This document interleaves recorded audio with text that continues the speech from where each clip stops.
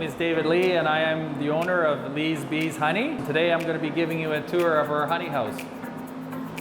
When the honey is first brought into the building, it comes through this door and is brought into the hot room. And in here the boxes are stored and they're warmed to 35 degrees Celsius. And what this does, this warms the honey and makes it easier to get it out of the comb. Once the honey is warmed, it'll then go into the room that we came from for extraction.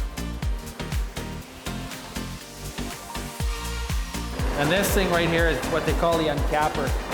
And this will actually take the tops off the cells in order to extract the honey.